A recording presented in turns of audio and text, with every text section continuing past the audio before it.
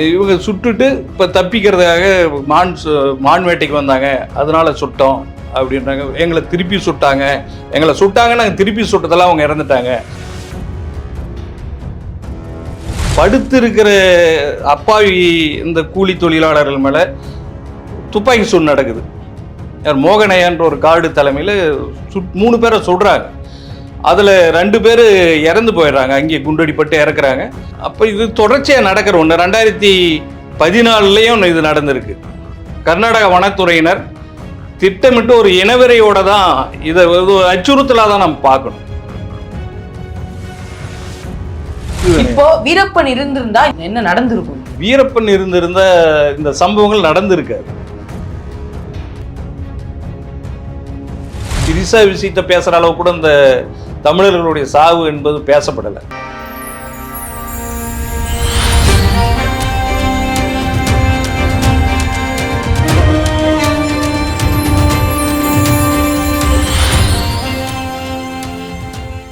நேயர்களுக்கு வணக்கம். இன்று நம்மோடு இணைந்திருக்கிறார் சமூக செயற்பாட்டாளர் வேதியப்பன் அவர்கள். வணக்கம் சார். அண்டை மாநிலமான கர்நாடகாவில் 3 பேரை சுட்டு கொண்டிருக்காங்க போலீஸார். அதை பற்றி நீங்கள் என்ன நினைக்கிறீங்க? கர்நாடக வனத்துறை தரப்பில் சொல்கிற தகவல் என்னென்னா, இவர்கள் மான் வேட்டைக்காக வந்தாங்க, அதனால கொன்னோம். அது குறிப்பாக அவங்க சொல்கிற செய்தியில் பார்த்தோம்னா, சுட்ட மானும் 3 நாட்டு துப்பாக்கிகளும் இருந்ததுன்றதையும் சொல்கிறாங்க. ஆனால் இதுவரை அந்த வனத்துறை சார்ந்தவர்கள் அதை ஊடகங்களுக்கு அல்ல மக்களிட எப்பயுமே அந்த பிடிபடும்போது இந்த மாதிரி ஒரு மோதல் சாவுன்னும் போது அல்லது ஒரு குற்றவாளியை பிடிக்கிறாங்கன்னா அவங்களுக்கு பிடிப்பட்ட பொருட்களை காட்டுறது இயல்பான ஒன்று. ஆனால் இதுவரையும் இவ்வளவு அந்த பகுதியில் ஒரு பெரிய எழுச்சியே நடந்திருக்கு. அரசுக்கு எதிரான ஒரு மக்கள் எழுச்சி, ஒரு போராட்டம் கடுமையாக நடந்திருக்கு. இவ்வளவு நடந்து கூட இதையெல்லாம் உண்மையிலே இருந்ததுன்னு தான் காட்டியிருப்பாங்க. ஆனால் அந்த பகுதி மக்கள் சொல்கிற தகவல் என்னென்னா, அவர்கள் அந்த பகுதியில் பிரதானமாக விவசாயம் சார்ந்த ஆடு மாடு வளர்ப்பு, குறிப்பாக மாடு அதிகமாக வளர்ப்பாங்க. அப்போ வனத்தை ஒட்டி இருக்கிறதுனால வனத்துக்குள்ளார மாடு கொண்டு போய் விடுவாங்க, மேய்ஞ்சிட்டு குறிப்பிட்ட நேரத்துக்கு திரும்பி வரும். இவங்க அந்த அதில் ஒருத்தரோட மாடு திரும்பி வரல, அதனால இவங்கெல்லாம் சேர்ந்துட்டு தேட போகிறாங்க. இரவு நேரம் ஆகிட்டதுனால கிடைக்கல மாடு, இரவு நேரம் கடந்துட்டதுனால அங்கேயே ஒரு பாறையில் படுத்துருக்காங்க. அப்போ படுத்து இருக்கிறவங்கள சுடுறாங்க. அதுதான் நடந்திருக்கு. இவங்க சுட்டுட்டு இப்போ தப்பிக்கிறதுக்காக மான் வேட்டைக்கு வந்தாங்க, அதனால சுட்டோம் அப்படின்றாங்க. எங்களை திருப்பி சுட்டாங்க, நாங்கள் திருப்பி சுட்டதெல்லாம் அவங்க இறந்துட்டாங்க. ஆக இது ஒரு மோதல் சாவுதான்ற மாதிரி. ஆனால் இப்போ பார்த்தீங்கன்னா அவங்க அந்த ஃபாரஸ்ட் ஆஃபீஸர்ஸ் மேலெல்லாம் கொலை கேஸ் போட்டிருக்கிறாங்க. ஆமாம், BNS 103 பிரிவு உட்பிரிவு 1 படி வழக்கு பதிவு செய்யப்பட்டிருக்கு, விசாரணையில் இருக்குது. அது ஒரு பெரிய போராட்டத்துக்கு பிறகு தான் அது நடந்திருக்கு. அங்கே இருக்கிற தமிழர்கள், அந்த குறிப்பாக அந்த பகுதி பார்த்திங்கன்னா முழுக்க தமிழர்கள், 90% தமிழர்கள்.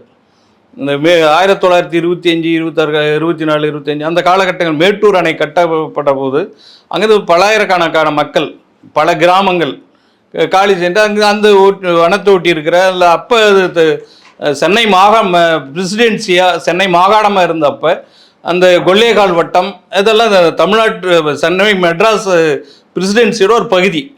அப்போ அந்த பகுதியெல்லாம் குடியேறாங்க, அங்கே நிலங்கள்லாம் இது பண்ணுறாங்க. அந்த அளவில் போனவங்க தான் இந்த தமிழர்கள். குறிப்பாக அதிகமான எண்ணிக்கையில் சாம்ராஜ் நகர் வட்டத்திலலாம் மாவட்டத்தில், குறிப்பாக அந்த ஹனூர் வட்டத்தில் 90% தமிழர்கள் தான் இருக்காங்க, தமிழர்கள் வாழ்கிற பகுதி. ஆக தமிழர்கள் மீது தொடர்ச்சியாக அந்த மாதிரி கர்நாடக வனத்தினுடைய அத்துமீறல் தாக்குதல்ன்றது தொடர்ச்சியாக இயல்பாக நடக்கிற ஒரு சம்பவமாக தான் இருக்குது. இதுக்கு முன்னாடி 2014 இதே மாதிரி ஒரு சம்பவம், 2023 இந்த மாதிரி சம்பவம் ஒன்று நடந்திருக்குன்னு சொல்கிறாங்க. அது 1989 அப்போ ஒரு சம்பவம் நடந்திருக்கு. 1989 ஆடி மாதம் ஆடிப்பெருக்கு அந்த பெண்ணாகரம் பகுதியெல்லாம் ஒகேனக்கல் வருது இல்லைங்களா, ரொம்ப எழுச்சியாக நடக்கக்கூடிய ஒரு விழா ஆடிப்பெருக்கு. அப்போ அந்த பெண்ணாகரம் பகுதி கள்ளிபுரத்தை சேர்ந்த 2 பேர் போகிறாங்க. அங்கே போயிட்டு 3 பேர் போயிட்டு மூங்கில் வெட்டுறது அவங்க தொழில். மூங்கில் கர்நாடகா அந்த காவேரி தான் எல்லை காவேரிக்கு அந்த பக்கம் கர்நாடகம், இது காவேரிக்கு இந்த பக்கம் தமிழ்நாடு. அப்போ அந்த பக்கம் வளமாக இருக்கும், மூங்கில் இருக்கும். அந்த மூங்கில் வெட்டிட்டு வந்து இவங்க அதுதான் அவங்க வாழ்வாதாரமே. அது கொண்டு வந்து கூடை பின்றவங்களுக்கு அதெல்லாம் கொடுத்துட்டு அதில் வர வருமானத்தை வச்சு தான் இவங்க வாழ்க்கை. ஆடி 18க்கு முதல் நாள் மூங்கில் வெட்டிட்டு வந்து ஒரு இடத்துல படுத்துருக்காங்க. படுத்திருக்கிற அப்பாவி இந்த கூலி தொழிலாளர்கள் மேலே துப்பாக்கி சூடு நடக்குது. மோகனையான்ற ஒரு காடு தலைமையில் 3 பேரை சுடுறாங்க. அதில் 2 பேர் இறந்து போயிடுறாங்க, அங்கே குண்டடிப்பட்டு இறக்குறாங்க. அக்குமாரன்ற ஒருத்தர் இடுப்பில் குண்டுகாயத்தோடு கைது செய்யப்படுறார். அப்போ 2005 தான் அவர் விடுதலை வெளியே வர்றார். அப்போ இது தொடர்ச்சியாக நடக்கிற ஒன்று. 2014 இது நடந்திருக்கு. 2014 பழனின்ட்டு ஒருத்தர் பாலாறு பகுதியில் மீன் பிடிக்க போகிறார். மீன் பிடிச்சிட்டு இருந்தவரை வேட்டைக்கு வந்தார் அப்படின்னு சொல்லிட்டு சுட்டு கொள்கிறாங்க. அதே மாதிரி 23 ராஜான்ட்டு ஒருத்தர் செட்டிப்பட்டி, அவர் கோவிந்தப்பாடி, பழனின்ற ஒரு கோவிந்தப்பாடி, இவர் செட்டிப்பட்டி. இவர் 2023 இவரை சுட்டு கொள்கிறாங்க. பழனி சுட்டது பார்த்தீங்களா? இந்த சம்பவம் நடந்த மாதிரி ஆகஸ்ட் 15, சரியா ஆகஸ்ட் 15 2014. இவர் பிப்ரவரி 14 இந்த பழனின்றவர் சுட்டுக் கொல்லப்படுறார். இவள் எல்லாம் சொல்கிற காரணம் என்ன? வேட்டைக்கு வந்தாங்கன்றது தான். அப்போ இந்த 1989 சொட்டாங்கன்னு சொல்கிறேன் பாருங்கள். அந்த ஆடிப்பெருக்குக்கு முதல் நாள் 3 பேரை சுட்டு 2 பேர் இறந்துறாங்க. ஒருத்தர் அக்குமாரன்ற கைது செய்யப்படுறாரு. அந்த சம்பவத்தை கண்டித்து மோகனையான்ற அதை நடத்தின ஒரு மோகனையான்ற கார்டு அவரை வீரப்பன் சுட்டு கொள்றார். அவங்களுக்கு பாடம் கற்பிக்கணுன்றதுக்காக சுட்டு கொள்றார். அதுக்கு பிறகு வீரப்பன் இறந்த பிறகு இந்த 14, 23 சம்பவங்கள்லாம் வீரப்பன் இறந்த பிறகு நடந்தது. இப்போ அண்மையில் நடந்திருக்கெல்லாம் பார்த்தீங்களா, மிகப்பெரிய சட்டவிரோதமான ஒரு செயல். இது தமிழ்நாட்டில் எல்லா கட்சியும் கண்டிச்சிருக்காங்க. எல்லா அரசியல் கட்சிகளும் சட்டமன்றத்தில் இன்றைக்கு வந்து சிறப்பு கவன ஈர்ப்பு தீர்மானம் கொண்டு வரப்பட்டிருக்கு. எல்லா அரசியல் கட்சிகளும் அதன் மேலே பேசியிருக்காங்க. தமிழக முதல்வர் கூட அதை கண்டிச்சிருக்காரு. என்ன ஒரு வரலாற்று சோகம்னா, இந்த டி.கே. சிவகுமார் இருக்கார் இல்லைங்களா, ஒரு தமிழ்நாட்டோட நெருங்கிய தொடர்புடையவர். அது இந்த தளி பகுதியிலெல்லாம் வந்து இப்போ கடந்த தேர்தல் கூட பிரச்சாரம் பண்ணார். இது நம்ம வெறும் ஏதோ இவர்களை சுட்டாங்கன்ற மாதிரி மட்டும் பார்க்கக்கூடாது. இப்போ இன்னைக்கு இருக்கிற இந்த காவேரி பிரச்சனை சிக்கல் இருக்கு இல்லைங்களா, ஒரு பக்கம் சட்டப்படியான காவிரி நதிநீர் ஆணையம் சொல்லியிருக்கிற அந்த தீர்ப்புப்படி தண்ணி கூட மறுக்கிறாங்க. இன்னொரு பக்கம் காவேரியில் மேகதாது அணை கட்டுறதுக்கான முயற்சி நடக்குது. இப்போ இந்த சம்பவம் நடந்த பகுதின்றதும் மேகதாதுக்கு அருகாமையில் இருக்க பகுதி தான். அப்போ இவர்கள் வந்து இந்த கர்நாடக வனத்துறையினர் திட்டமிட்டு ஒரு இனவெறியோட தான் இதை அச்சுறுத்தலாக தான் நம்ம பார்க்கணும். மேகதாது அணை கட்டுறது அது ஒரு பயமுறுத்துற நிகழ்ச்சி தான். அந்த பகுதி தமிழர்களை அச்சுறுத்துறதுக்காக இதை செஞ்சிருக்காங்களான்ற ஒரு ஐயப்பாடும் இன்றைக்கு இருக்கு. இப்போ வீரப்பன் இருந்திருந்தா இந்த இது என்ன பண்ணிருப்பாரு, என்ன நடந்திருக்கும்? இங்க வீரப்பன் இருந்திருந்த இந்த சம்பவங்கள் நடந்திருக்காது. ஏன்னா 89 அவங்களுக்கு பாடம் சொல்லிட்டார். அதுக்கு பிறகு உண்மையாகவே பயந்துட்டு தான் இருந்தான். கர்நாடக வனத்துறை வந்து ஒரு அச்சத்தோடு தான் இருந்தான். வீரப்பன் கொல்லப்பட்ட பிறகு அவங்களுக்கு ஒரு இது வந்துடுச்சு, ஆணவ போக்குன்றது வந்தாச்சு. குறிப்பாக தமிழர்களை குறி வச்சு இந்த மாதிரி செய்கிறதுன்றது. இப்போ இதெல்லாம் இந்த 3 பேர் சுட்டு கொல்லப்பட்ட விஷயத்தில் கூட 4 பேர் அங்கே இருந்தவங்க. அதுலேருந்து மகிமைதாசன் ஒருத்தர் குண்டடிப்பட்டு தப்பிச்சு வர்றார். அவர் வந்து சொன்னதுனால தான் அந்த செய்தியை வெளியே வராமல் போயிருக்கும். அப்படியே போயிருக்கும். அவங்க உடலை எடுத்து அடக்கம் பண்ணியிருக்க வேண்டிய அவசியம் கூட இல்லை. வனத்தில் அப்படியே விட்டுட்டு வந்திருந்தாங்களா, அதே அழுகி டீகம்போஸ் ஆகி அடையாளம் இல்லாமல் யார் அப்படியே எலும்பு கூடு கடிச்சிருக்கேன் யார் என்னன்னு கூட தெரியாமல் போயிருக்கும். இவர் தப்பிச்சு வந்து வெளியே சொன்னதுனால இந்த தகவல் வருது. இப்போ வீரப்பன் இருந்த காலங்களில் பார்த்தோம்னா 89க்கு பிறகு தமிழர் மேலே எந்த விதமான தாக்குதலும் கை வைக்கிறதுக்கு பயப்பட்டான். ஏன் காவேரி நீரே வந்துட்டு தான் இருந்துச்சு. காவேரியோட நீர் வந்து மேகதாது கட்டா இப்பதான் கட்டா இது பண்ணி மேகதாதை பற்றி பேசியிருக்க மாட்டான். வீரப்பனார் மட்டும் உயிரோட இருந்திருந்தா இன்னைக்கு காவேரி மேகதாதை பற்றி பேசியிருக்க மாட்டான். அதான் இந்த 3 கொலைன்றதே அந்த பகுதி தமிழர்களை அச்சுறுத்துற ஒரு செயலாக தான் பார்க்கணும். தமிழகத்தை மிரட்டுறதான். அந்த ஏன்னா இங்கேருந்து போராட்டங்கள் அது இதுன்றது ஒரு பகுதி, அது ஒரு வகை. அதே பகுதியில் இருக்க தமிழர்கள் நாளைக்கு நமக்கு எதிராக வருவாங்கன்றதுனால இது ஒரு அச்சுறுத்தலாக தான் அவர் செஞ்சுருக்காங்களான்ற ஒரு ஐயப்பாடு இருக்கு. அதே மாதிரி இப்போ சுட்டாங்க, உடலை இவர் வந்து சொன்னதுனால வெளியே வந்தது. எங்கள் மேல் எதிர்தாக்குதல் பண்ணாங்க, எங்களை தாக்குனாங்க, நாங்கள் எதிர்தாக்குதல் பண்ணோம், அதனால் நாங்கள் சுட வேண்டியதாச்சுன்றேன். அப்போ இவங்க சுட்டு இருந்தாங்களா, இவங்க சுட்ட இருந்தாலும் அங்கே அந்த காளி தோட்டாக்கள் இருக்கும். இவங்க சுட்டு வேட்டைக்காரர்கள் இந்த அந்தோணி சாமி இவங்கெல்லாம் சுட்டு இருந்தாலும் அது காளி தோட்டாக்கள் அந்த இடத்துல இருந்திருக்கும். இப்போ தடையறிவியல் வல்லுநர்கள் தான் எடுத்திருக்கணும். அதே மாதிரி வனத்துறையினர் சுட்டதை எத்தனை ரவுண்ட் சுட்டாங்க, எத்தனை சுட்டாங்க, எவ்வளவு தோட்டாக்கள் வெளியே வந்தது, அந்த கணக்கெல்லாம் அவங்களுக்கு இருக்கணும். இதுவரையும் அதை பற்றியெல்லாம் எதுவும் சொல்லலை. இப்போ நாங்கள் சந்திச்சிட்டு இருக்கிற ஒரு வழக்கிலேயே கொலையுண்டு இறந்தவருக்காக நாங்கள் சந்திச்சிட்டு இருக்கிற ஒரு வழக்கில் அங்கே அந்த பகுதியில் 2012 என்னுடைய நண்பர் பழனி தளி பகுதியில் கொலை செய்யப்பட்டார். அவர் வழக்கில் பார்த்தீங்களா அந்த காளி தோட்டா அங்கே குண்டு உளுந்து இருந்தது. அவர் சுட்டு தான் கொள்றாங்க. அந்த இடத்துல காளி தோட்டாவோட இது இருக்கு. தடயவியல் அறிவியல் துறை வந்து அதை கைப்பற்றி நீதிமன்றத்தில் வழக்கு சாட்சியமாக அதை சான்று வந்து அதை சாட்சி பொருளாக கொண்டாந்து நீதிமன்றத்தில் ஒப்படைச்சிருக்காங்க. அது அந்த இவங்க போர்கன்சி டிபார்ட்மெண்ட் வந்துட்டு விட்னஸ் சொல்லிட்டு போயிருக்காங்க. போர்கன்சி டிபார்ட்மெண்ட் தான் கைப்பற்றி வழக்கு ஆவணமாக சேர்க்குறாங்க. அந்த மாதிரி இதில் எதுவுமே நடக்கலை. இவங்க வனத்துறையினர் சொல்கிற எந்த இதுவுமே அப்படியே இவர்கள் உண்மையாகவே மான் வேட்டைக்காகவே போயிருக்கலாம், அப்படியே இவங்க சுட்டதாக கூட வச்சு அப்படியே இது பண்ணியிருந்தா கூட அவரை உயிரோடு பிடிச்சிருக்கலாம். சட்டப்படியான நடவடிக்கை இருக்கு, நீதிமன்றம் இருக்கு.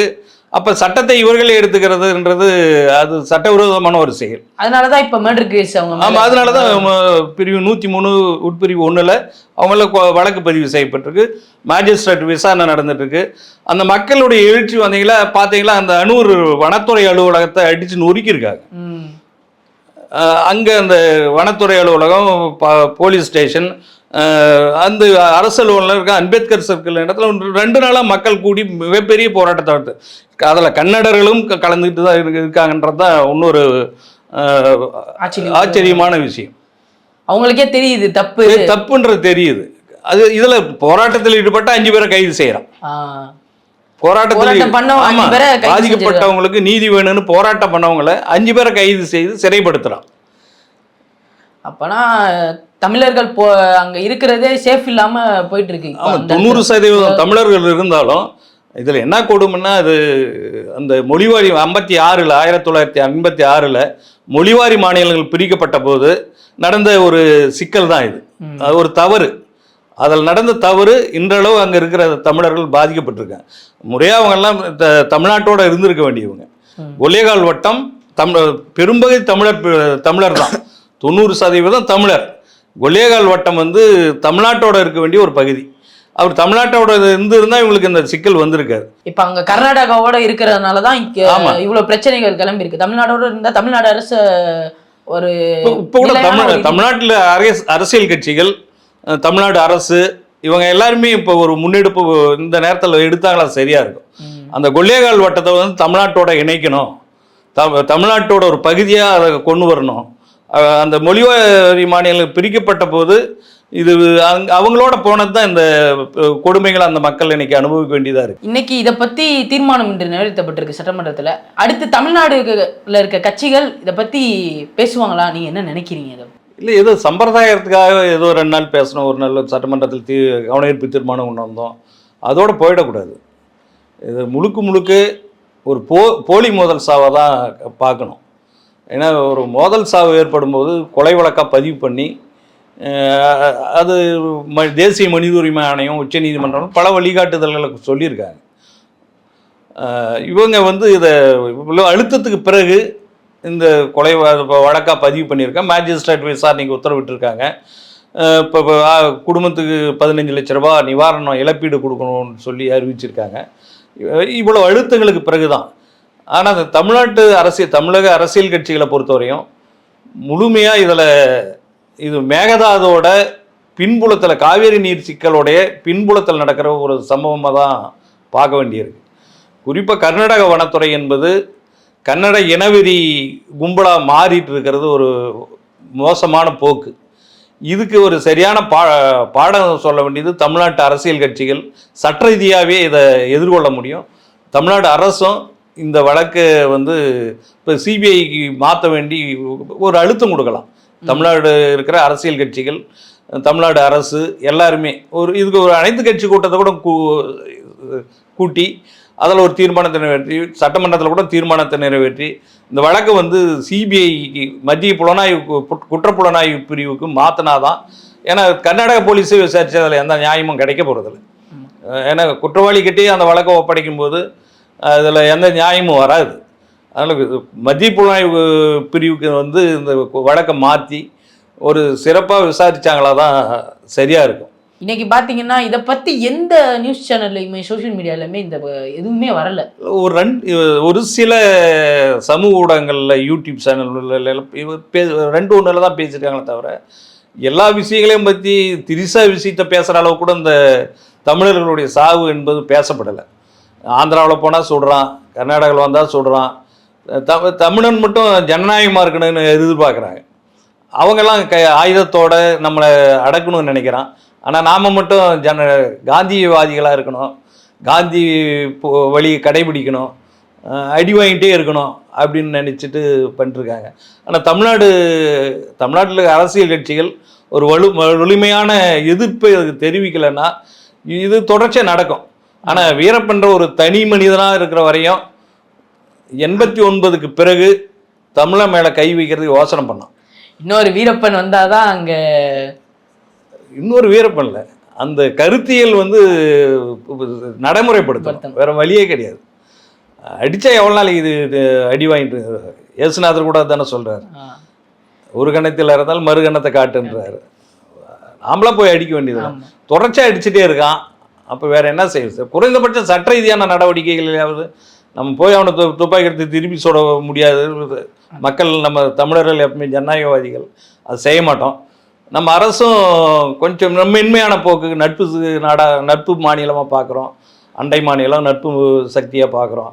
அந்த அளவுலையாவது குறைந்தபட்ச ஜனநாயகபூர்வமான சட்டபூர்வமான நடவடிக்கைகளையாவது ஈடுபட்டு தமிழர்கள் மீதான தாக்குதலை தடுத்து நிறுத்தணும். இது வந்து ஒரு அவங்க எச்சரிக்கை பண்ணுற மாதிரி தான். காவேரி நதிநீர் சிக்கலில் நேற்றுக்கு பாருங்க, உச்சநீதிமன்றம் கர்நாடக அரசு கடுமையாக குட்டியிருக்கு, தலையில் ஓங்கி அடிச்சிருக்கு, சமட்டியால் அடிச்சிருக்கு. ஏன்டா நீங்கள் முறையாக கொடுக்க வேண்டிய தண்ணி இதுவரையும் உடனே தரேன்னு சொல்கிறாங்க. ஆனால் இதுவரையும் அடம்பிடிக்கிறாங்க. அங்கே நடக்கிறது காங்கிரஸ் ஆட்சி. ஆமாம், அங்கே நடக்கிறது காங்கிரஸ் ஆட்சி. தமிழ்நாட்டில் அரசியலுக்கு கூட்டு மந்திரி சபையில் இருக்க ஒரு ஏறத்தாழ காங்கிரஸோட பிரதிநிதித்துவம் இருக்கு அரசில். இவங்க கூட்டணி அரசு, இவங்களுக்கு அந்த பொறுப்பு இருக்குது. 2 மாநிலத்துக்கு காங்கிரஸ் அதிகாரத்தில் இருக்காங்க. அப்போ இவங்க ஒரு காங்கிரஸ் தலைமையாவது இது தலையிடணும். ஏன்னா பாரதிய ஜனதாவுக்கு இது ஒரு வகையில் ஒரு நல்ல நல்ல வாய்ப்பு. ஏன்னா அது காங்கிரஸ் அளிக்கிறதுக்கு அவங்க இதை பயன்படுத்துவாங்க. ஆனால் குறைந்தபட்சம் காங்கிரஸ் கட்சிக்காரங்க, அகில இந்திய தலைமை இதில் 2 பேரை கூட்டு பேச்சு ஒரு இணக்கமான முடிவுக்கு வர்றதுக்கான ஏற்பாட்டை பண்ணும். அது இல்லாமல் இது தொடர்ச்சியான தமிழ்நாட்டு மீதான அச்சுறுத்தலாக தான் நம்ம பார்க்கணும். அடுத்தது இப்போ அப்போனா தாவேக அரசு இன்னும் கொஞ்சம் வற்புறுத்தணும். காங்கிரஸ், அங்கே இருக்க காங்கிரஸ் தான், இங்கே கூட்டணியிலேயே காங்கிரஸ் தான் இருக்காங்க. இன்னும் வற்புறுத்தினா கொஞ்சம் காங்கிரஸ் தலைமையை கொஞ்சம் வற்புறுத்தினா இது வாய்ப்பு இருக்கு. அழுத்தம் கொடுக்கணும். காங்கிரஸ் தலைமைக்கு தாவேக அரசு வந்து அழுத்தம் கொடுக்கணும். அங்கே இருக்கிற காங்கிரஸும் அங்கே இருக்கிற கர்நாடகாவில் காங்கிரஸ் எப்படி கர்நாடகா காங்கிரஸாக இருக்கோ, அதனால தமிழ்நாட்டில் இருக்கிற காங்கிரஸ் தமிழ்நாட்டு காங்கிரஸாக இருக்கு. தமிழ்நாட்டு மக்களுக்கான காங்கிரஸாக மாறலைன்னா இன்னும் பின்னால் நோக்கி போக வேண்டியிருக்கும். தமிழ்நாட்டு மக்களால் நிராகரிக்கப்படக்கூடிய ஒரு சக்தியாக காங்கிரஸ் கட்சி போகும். ஏன்னா டிகே சிவகுமார்லாம் தமிழ்நாட்டோட ரொம்ப நெருக்கம் காட்டக்கூடியவர். அந்த வனத்துறை அமைச்சர் ராமலிங்க ரெட்டி தமிழ்நாட்டோட அவருடைய நண்பர்கள், நமக்கு தெரிஞ்ச நண்பர்கள், அந்த அளவுக்கு தமிழ்நாட்டோட நெருக்கம் காட்டக்கூடியவங்க.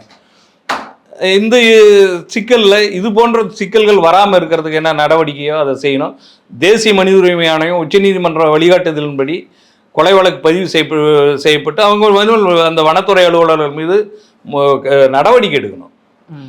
ஏன்னா அடுத்து இது போன்ற சம்பவங்கள் நடக்காம, ஏன்னா இது அவங்க சொல்ற கணக்குப்படி பார்த்தாவே இது மோதலுக்கான எந்த அறிகுறியும் இல்லை, திட்டமிட்ட ஒரு படுகொலை.